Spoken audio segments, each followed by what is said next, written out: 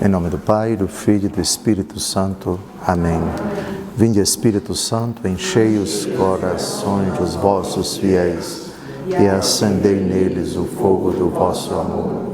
Enviai o vosso Espírito e tudo será criado e renovareis a face da terra. Oremos. Ó Deus, que instruístes os corações dos vossos fiéis com a luz do Espírito Santo, fazei que apreciemos retamente todas as coisas, segundo o mesmo Espírito, e gozemos sempre da sua consolação. Por Cristo Senhor nosso. Amém. Nossa Senhora das Graças. Em nome do Pai, do Filho e do Espírito Santo. Amém. O assunto de hoje, a universalidade da morte. Uma realidade que Deus não quis, que Deus não criou e que já vimos que Deus não tem nada a ver com ela. É blasfêmia até dizer que Deus criou a morte, inventou a morte, está por trás da morte, alegra-se com a morte.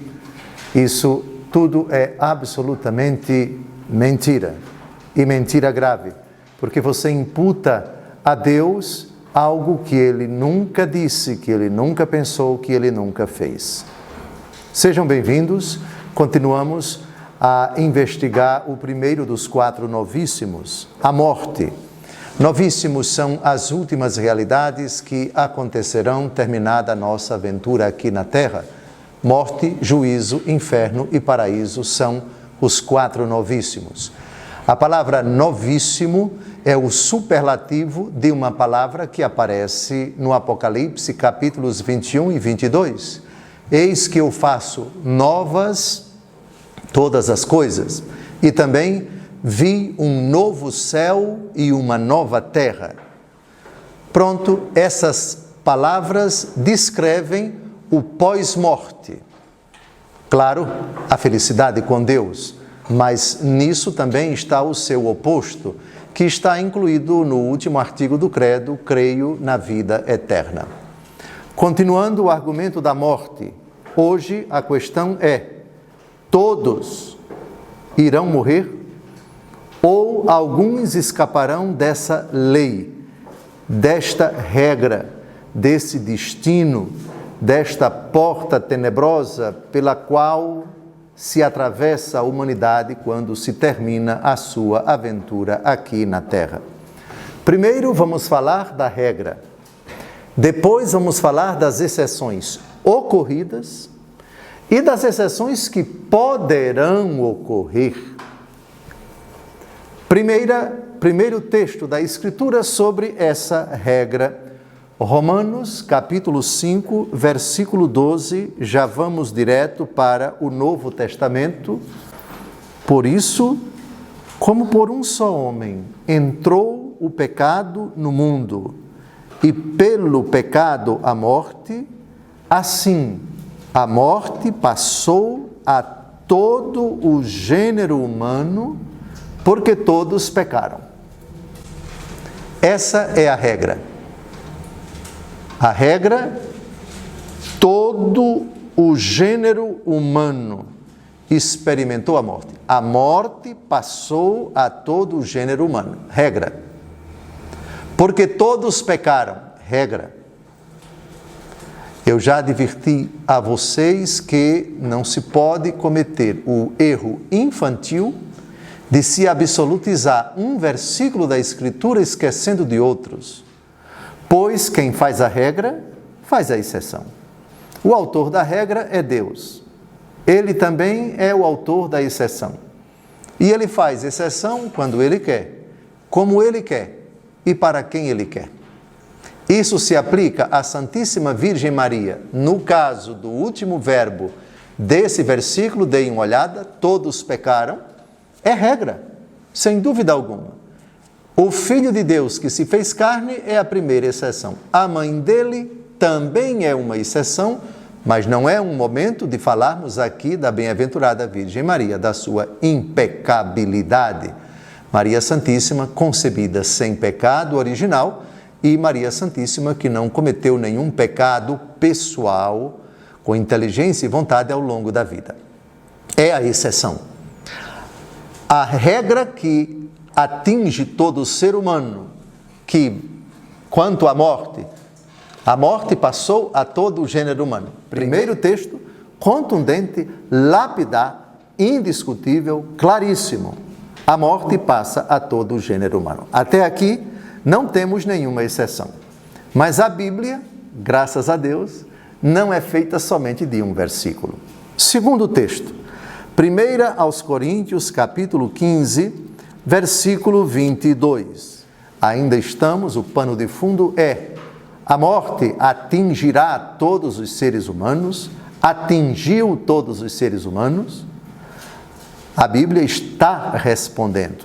Versículo 22. Assim como em Adão todos morrem, assim em Cristo todos reviverão. O texto é tão claro que dispensa comentários. Em Adão todos morrem. Todos morrem. Vamos agora à carta aos Hebreus, capítulo 9, versículo 27, como está determinado que os homens morram uma só vez e logo em seguida vem o juízo.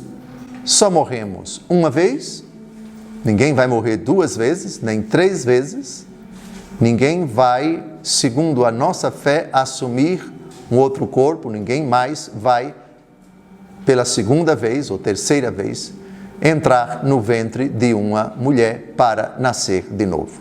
Só morremos uma única vez.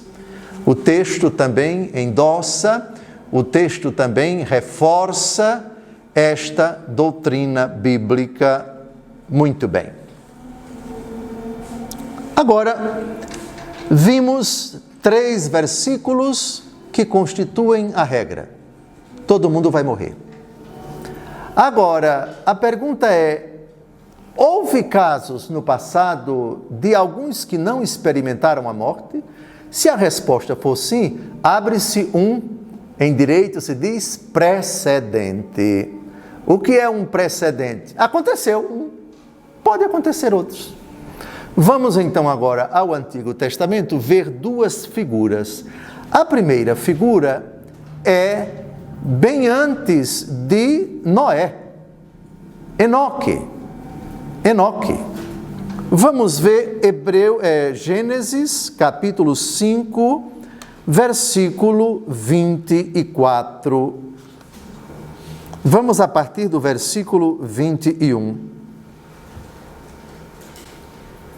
Enoque viveu 65 anos e gerou Matusalém. Após o nascimento de Matusalém, Enoque andou com Deus durante 300 anos e gerou filhos e filhas. A duração total da vida de Enoque foi de 365 anos. Enoque andou com Deus e desapareceu, porque Deus o levou. Vamos ver como foi que Enoque foi levado por Deus. O próximo texto é o livro do Eclesiástico. Eclesiástico, capítulo 44, versículo 16. Enoque agradou a Deus e foi transportado ao paraíso para excitar as nações à penitência. Esse texto ainda não diz com clareza como é que ele foi levado para o céu, como é que ele não experimentou a morte. Mas a carta aos Hebreus, capítulo 11, versículo 5, agora já vamos para o Novo Testamento, Hebreus, capítulo 11, versículo 5. Pela fé, Enoque foi arrebatado sem ter conhecido a morte, e não foi achado, porquanto Deus o arrebatou. Mas a Escritura diz que, antes de ser arrebatado, ele tinha agradado a Deus. Pronto, agora já temos bem claro que Enoque foi arrebatado sem ter conhecido a morte. Arrebatamento é uma palavra pouco usual em língua portuguesa. Na verdade, eu creio que para designar na convivência humana o arrebatamento de alguém, você faz o rapto de alguém, não é? O sequestro de alguém. Bom, na Bíblia, arrebatamento ele foi levado assim, com rapidez, pufte, e foi levado para o céu. O texto não diz se foi em carro de fogo ou não, o que vai aparecer no arrebatamento de Elias, que vamos ver daqui a pouco. Mas Enoque foi arrebatado. Por que ele foi arrebatado e não outros? Não sabemos. Os textos da Escritura silenciam, simplesmente eles dizem que Enoque foi arrebatado para o céu. Hebreus é claro, é explícito, ele não conheceu a morte. Partiu desta vida sem morrer. Agora vamos ao segundo livro dos Reis, capítulo 2, versículos de 7 a 11, Elias é arrebatado ao céu. E com esse texto, segundo o livro dos Reis, nós terminamos esse primeiro bloco. Vamos somente citar como Elias deixou esta vida sem morrer. Foi arrebatado.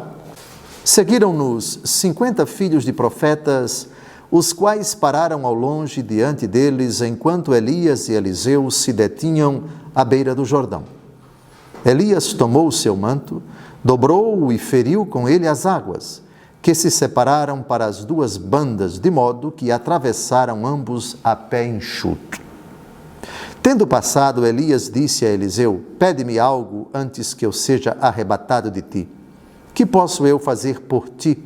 Eliseu respondeu: seja-me concedida uma porção dobrada do teu espírito. Pedes uma coisa difícil, replicou Elias. Entretanto, se me vires quando eu for arrebatado de ti, isso te será dado? Mas se não me vires, não te será dado. Continuando o seu caminho entretidos a conversar, eis que de repente um carro de fogo com cavalos de fogo os separou um do outro. E Elias subiu ao céu num turbilhão.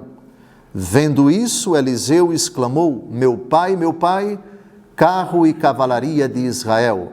E não o viu mais. Tomando então as suas vestes, rasgou-as em duas partes, etc, etc. Isso aconteceu nas águas do rio Jordão. A fé dos judeus a respeito do arrebatamento de Elias é a mesma dos cristãos, tá claro?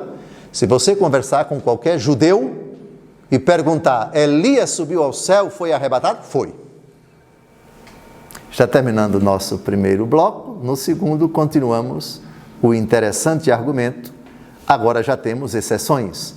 Nem todos experimentaram, pretérito perfeito, a morte. Vamos ver se alguns não experimentarão até o segundo bloco, se Deus quiser.